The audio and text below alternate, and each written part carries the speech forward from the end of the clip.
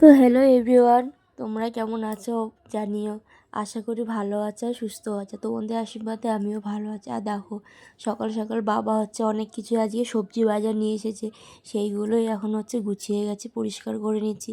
কারণ শিবরাত্রি রাতে আমাদের বাড়ি সঞ্জুত, মানে অনেকের বাড়িতেই হয়তো নিরামিষ। আর এখানে দেখো এখন ডাল ভেজে নিয়েছি, মুগ ডাল হবে। আর এখানে মিষ্টি আলু, তো আমাদের বাড়ির সবাই খুব ভালোবাসে, এটা দিয়ে ডাল হবে।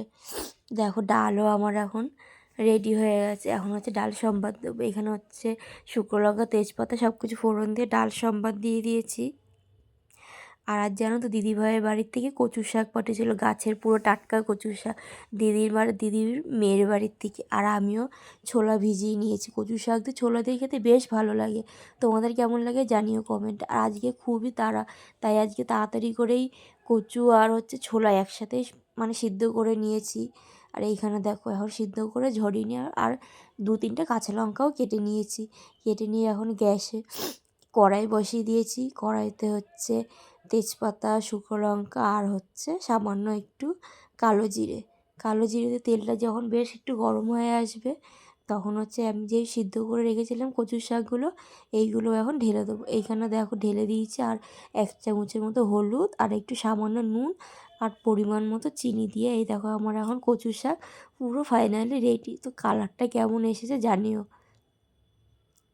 তারপরে বাঁধাকপির জন্য এখন আলু ভালো করে কেটে ধুয়ে নিয়ে পরিষ্কার করে নিয়েছি। আজকে আমাদের বাড়িতে নিরামিষই, বাঁধাকপিও রান্না হবে, কচু শাক আর ডাল। আর এখানে থেকে আমার বাঁধাকপিও পুরো সেদ্ধ হয়ে গেছে। আর আজকে ভীষণ টায়ার্ড জানো তো, অনেক সকাল থেকে কাজকর্ম করেছি। আর এইখানে দেখো আমারও বাঁধাকপি রান্না পুরো রেডি। তো তোমরা আমার রান্নার ভিডিওগুলোতে অনেক ভালোবাসা দাও, তাই তোমাদের সাথে শেয়ার করি। আর এখানে দেখো আমার ভাতও হয়ে এসেছে। আর ভাত নামানোর আগে আমি একটু গ্যাস ফ্যাসগুলো পরিষ্কার করে নিচ্ছি। পরিষ্কার না করে আমার আবার ভালো লাগে না। সো খাওয়া দাওয়া করে এখন হাজব্যান্ডকে দেখো একটু ফল কেটে দিয়েছি। এখানে শসা, লেবু, আঙ্গুর আর বেদানা। তো ভিডিওটা কেমন লাগলো কমেন্ট করে জানিও।